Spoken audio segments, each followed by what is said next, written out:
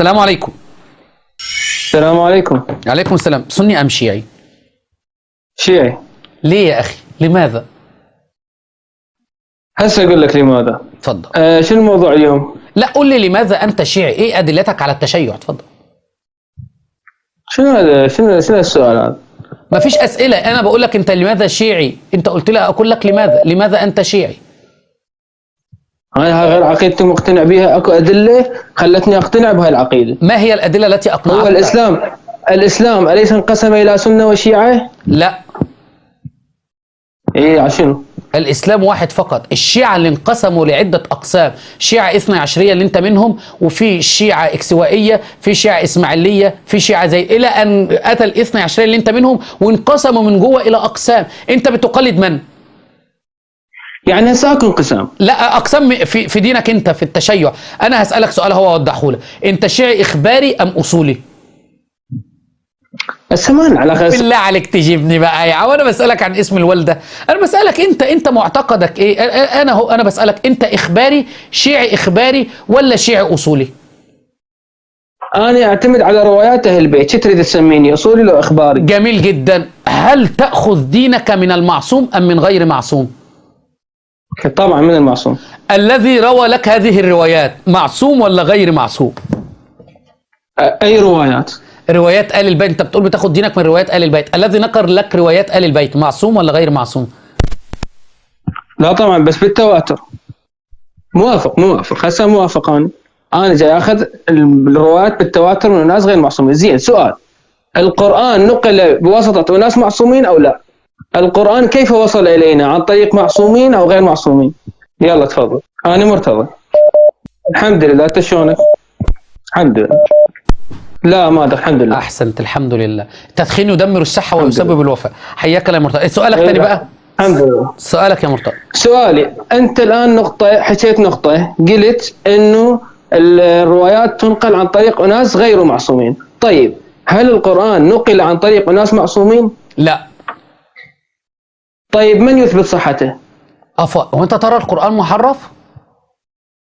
مو على سؤالك، انت قلت لي ينقل عن طريق ناس غير معصومين. زين، هل القرآن نقل عن ناس غير معصومين؟ نعم. اقول لك يا حبيبي، عندي 3 أدلة على حفظ القرآن. الدليل الأول قول الله تبارك وتعالى: إنا نحن نزلنا الذكر وإنا له لحافظون. فالذي تعهد بحفظ القرآن هو الله تبارك وتعالى. وبعدين النبي صلى الله عليه وآله وسلم أمرني بأخذ هذا القرآن، وبين في أحاديث كثيرة: خيركم من تعلم القرآن وعلم، وأمرنا بالتمسك بكتاب الله تبارك وتعالى. وهذا الدليل الثاني. الدليل الثالث أني عندي القرآن ورد إلينا نحن أهل السنة عن طريقين، حفظين: حفظ صدري وحفظ كتابة. وحفظ الصدر أي أنه نقل لي عن فلان عن فلان عن فلان، يعني أنا أعرف ناس الآن بينها وبين النبي صلى الله عليه وسلم 21 شخص فقط أخذ القرآن عن شيخي وشيخي أخذه عن شيخي إلى أن وصل للنبي صلى الله عليه وسلم. فهذا حفظ صدري. وعندنا حفظ الكتابة أيضا، الذي نقل إلينا المصحف الذي جمعه عثمان بن عفان رضي الله عنه. لكن أنا سؤالي لك بقى الآن، بما أنك تطرقت لهذا الموضوع، هل الرواة عندكم كانوا بينقلوا روايات عن آل البيت فقط؟ هم آل البيت لم يتكلموا عن القرآن البتة. لماذا الرواة لم ينقلوا القرآن عن آل البيت؟ هو القرآن، زين، عندما نزل القرآن هل جمعه النبي أم لا؟ بالله عليك ما تضيع من السؤال ده، والله أقسم بالله يا مرتضى إني أتمنى لك الخير. السؤال اللي هعيده عليك تاني: ليه الرواة الكذبة دول اللي رووا روايات ونسبوها لآل البيت ولا واحد فيهم روى القرآن عن آل البيت؟ هل الأئمة الاثنى عشر كانوا لا يتكلمون بالقرآن في مجالسهم فقط خالص؟ هل كانوا يتكلمون فقط بأحاديث وقال فلان والمتعة والخمس وما شابه ذلك؟ لماذا ولا راوي من الرواة نقل القرآن؟ لا، وضحوا. هناك أكثر من 2000 رواية عن تحريف القرآن عندنا. الله أكبر. ودوت المصيبة، روى المجلسي ذلك وقال بوجود أكثر من 2000 رواية تقول بتحريف القرآن. إذا بقى علمائك اللي نقلوا لنا هذا الدين، خلينا أعمل لك صورة حلوة كده عشان تاخد صورة معاهم. إذا علمائك اللي نقلوا لنا هذا الدين لم ينقلوا لنا يا مرتضى القرآن الكريم ونقلوا لنا روايات، وهذا دليل. ايه رأيك في الحتة دي؟ وهذا دليل يا مرتضى ان كلها اكاذيب على آل البيت. هل آل البيت يا مرتضى لم يتكلموا بالقرآن؟ لماذا الرواة اللي تحت ايدي دول ولا واحد منهم نقل القرآن عن آل البيت؟ شلون ما نقلوا القرآن عن البيت؟ اقصد نقل صحتك روايات عن المعصومين انه القرآن فيه تحريف. انت ترى بالتحريف؟ مثلا رواية واحدة انا ما اتذكر يعني من اين من كتاب الرواية، لكن انا قاري هكذا رواية انه رواية انه آية اطيعوا الله واطيعوا الرسول تكملتها اطيعوا الله واطيعوا الرسول في ولاية علي مثلا. لا عن ابي عبد الله عليه السلام روايه في كتاب الكافي في الاصول، قرأ قوله تعالى يا الذين من اطيعوا الله واطيعوا الرسول، لا ومن يطع الله ورسوله في ولايه علي وولايه الائمه من بعده فقد فاز فوزا عظيما، هكذا نزلت. نعم في كتاب الكافي لمحمد بن يعقوب القليني. انا اعلم ان في روايات للتحريف. انت تعتقد بالتحريف؟ انت تعتقد بالتحريف؟ اذا هاي الروايه عن المعصوم، انت قلت المعصومين ما قالوا. انت تعتقد بالتحريف؟ تعتقد ان القرآن محرف؟ انت ما استطرب الدليل جبت لك. انت تعتقد ان القرآن محرف، نعم او لا؟ نعم نعم. اعوذ بالله. طيب بما ان القرآن محرف، اين القرآن الصحيح؟ عند المهدي.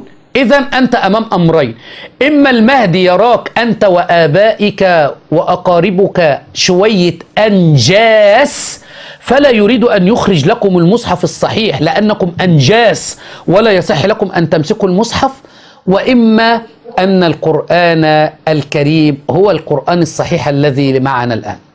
زين أسأل أقول لك. لا ليش القرآن؟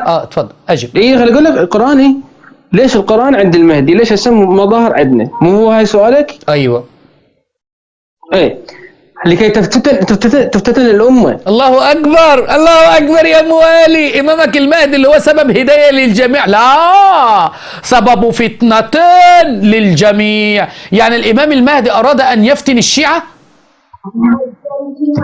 هو مشيئة الله، هو طبعا يتحرك بأمر الله. كان مثلا إذا أنت تقول أن يجب أن لا تكون هناك فتنة ولا هناك اختبار، إذا لماذا الله سبحانه وتعالى لا يكتب اسمه في السماوات فالكل يؤمن به لا يا حبيبي، الله سبحانه وتعالى أرسل إلينا الأدلة البينات الواضحات، وأرسل إلينا الرسل، وأرسل إلينا الكتب، وأخذ الميثاق علينا في الذر. ألست بربكم؟ جميعنا قلنا بلى. أنا بقى سؤالي لك الآن: إمامك المهدي أراد الفتنة للشيعة؟ بس أجبني. هو فتنة للأمة كلها. جميل جدا. دلوقتي أنا بقى أعرف الحق من وين؟ ما هو خد القرآن وهرب. طب ما هو الفتنة دي يعني في حق وباطل، وين الحق الآن؟ وين الحق؟ أنا أقول لك ما تعرف الحق. إيه؟ أنا أستقل لك. أكو هناك طبعا خلينا نتفق على شغلة، أنه هناك أحاديث عند السنة الشيعة لا يعترفون بها، وهناك أحاديث عند الشيعة السنة لا يعترفون بها، صح؟ بس اجبني بالله عليك، اعرف الحق فين دلوقتي؟ الفتنه في فتنه اهوت، فالفتنه دي في حق وباطل. اعرف الحق فين؟ في عندنا قرآن محرف وقرآن صحيح. طب القرآن المحرف اعرفه فين؟ عايز اشوفه، لا ده خده وهرب. طب اعرف الحق فين؟ طيب مجال انا سأقول لك الحق وين. انا سأقول لك. طيب بما ان هناك اختلاف، مثلا تقول لي روايه من يعني بس اهل السنه يعترفون بها، انا ما تلزمني بيها. وانا يا عم البث هينقطع الان، المايك بيفصل والله الان. اجبني، اعرف القرآن، ما تقعدش تفترض لي افتراضات يا مرتضى. انا الان في قرآن حق وقرآن باطل اللي انت بتقول عليه عياذا بالله اللي احنا بنتعبد به الان، والامام اراد ان يسوي لنا فتنه. طب انا لما اجي اصلي الان، اصلي بالقرآن الصحيح ولا بالقرآن الخطأ؟ انت بتصلي بالقرآن هو احنا مامورين بنتبعه، هو هذا القرآن الموجود عندنا. طب وهو خطأ صح؟ صلي بهذا القرآن. هو خطأ، في اخطاء، هو محرف. جميل جدا. يعني انا الان بصلي بقرآن محرف صح؟ نعم. طيب ولماذا لماذا امامك المهدي لا يخرج لي القرآن الصحيح حتى اتعبد به؟ لأن هو مشيئة الله. هو يعني الله أراد أن نعبده بالخطأ. الله دلوقتي يريد من الجميع سنة وشيعة أن يعبدوه بالخطأ صح؟ بالقرآن الخطأ. لا خطأ. ليش ما أنت لسه دلوقتي قايل لي ده مشيئة الله أن القرآن يكون خطأ، فالله سبحانه وتعالى أراد مني أنا وأنت الآن نعبده بالقرآن المحرف صح؟ طيب اكو آية بالقرآن؟ لا لا لا، ما تجيبليش آية بالقرآن وأجبني. الله أراد أن نعبده بالقرآن المحرف، أجبني نعم أم لا. نعم أراد. جميل جدا. تعال بقى يا مه، أنا نجار وجبت عامل عندي وشغال يطلع لي الآن أبواب من الخشب هبيعها، وهو قاعد يصنع خطأ، وأنا عارف إن هو بيصنع الأبواب خطأ وبيعمل الأعمال اللي بيعملها خطأ. أصحح له صنعته، أنا المعلم وأنا صاحب الورشة، أصحح له الطريقة ولا أتركه يسوي خطأ ويفسد علي محلي؟ أحسنت، هذا مثال جيد. دعني أجيبك عنه. أنت قلت أنت صاحب محل، فذاك أخطأ، فأنت علمت أنه أخطأ، فهل ستصحح له أم لا؟ أليس كذلك؟ أنا صاحب المحل، أنا صاحب المحل، وأتيت برجل يعمل عندي، أجير عندي، وقلت له سوي كيت وكيت وكيت، فسوى خطأ. أسيبه يكمل في الخطأ اللي هيضر علي أنا ولا أكمل له؟ الله سبحانه وتعالى غير قابل للضرر، لا أحد يضره. أنا لا أقول على الله سبحانه وتعالى، الله ليس كمثله شيء. أنا بقول لك، أنا بضرب مثال علي أنا قلت في الأول أنا صاحب محل وعندي واحد وجبته يعمل عندي وبيفسد علي صنعتي، وأنا اللي جايبه يتعلم، أتركها؟ شوف، إذا أنت محتاج، والله ليس محتاج، هذا مثال. ما أنا بتكلم علي أنا، أتركه ولا أعلمه؟ طبعا تعلمه. الله أكبر. هذا وأنا البشر الضعيف، ولن أتركه يخرب ويصلح. أنا الله تبارك وتعالى بقى، ولو المثل الأعلى بعيد عن المثل اللي أنا ضربته. الله أقام علينا الحجة بكتابه الذي يتلى علينا آناء الليل وأطراف النهار، قرآن حجة علينا، إمام. هذا الكتاب كتاب إمام، ومن قبله كتاب موسى إماما ورحمة، وهذا فده كتاب إمام. الله سبحانه وتعالى أرسل لنا الرسول وأنزل علينا الكتاب. أنا لو حاسبني الله يوم القيامة أقول له يا رب أنت الذي تركت لي القرآن الخطأ؟ شفتوا عقولكم يا مرتضى؟ شفتوا لا إمام نفعكم؟ شفتم حينما ابتعدتم عن القرآن الكريم، حينما ابتعدتم عن دين الإسلام، حرفت القرآن محرف، والصحابة كفار، وزوجات النبي كفار، والنبي صلى الله عليه وسلم ترك الأمة في ضياع، وأئمة يكتمون الدين ويستخدمون التقية، وخلاص بقى، واستحللنا كل شيء، متعة وزنا وسرقة أموال باسم الخمس، وكل الموبقات نفعلها. لماذا يا مرتضى؟ لأننا ابتعدنا عن دين الإسلام. حسبنا الله ونعم الوكيل في هؤلاء المعممين الذين أضلوكم يا شباب الشيعة. حسبنا الله ونعم الوكيل في هؤلاء المعممين الذين أخذوا بأيديكم إلى الهاوية. حسبنا الله ونعم الوكيل في هؤلاء الزنادقة الذين قالوا لكم القرآن محرف، ابتعدوا عن القرآن. قرآن محرف ولا يوجد عندك كتاب واحد صحيح يا مرتضى، فمن أين تأخذ دينك؟ تفضل. وهل عندك كتاب صحيح؟ لا، ما عنديش أنا حاجة، سيبك مني أنا. قرآن محرف ولا يوجد عندك كتاب صحيح، من أين تأخذ دينك؟ طيب القرآن محرف واسأل طيب شفتم، هيبدأ يسخر. أما أنا نعم عندي البخاري ومسلم صحيحين أتعبد بهما، مع أنه يوجد كتب فيها الكثير والكثير من الصحيح، ولا يوجد عندنا إلا معصوم واحد، النبي صلى الله عليه وسلم. وعندي قبل البخاري ومسلم أصح كتاب الذي تعاهد الله تبارك وتعالى بحفظه هو القرآن الكريم. مرتضى ممكن يا مرتضى ممكن أطلب منك طلب؟ اعتبرني أخوك في الإنسانية، ممكن أطلب منك طلب؟ أطلب.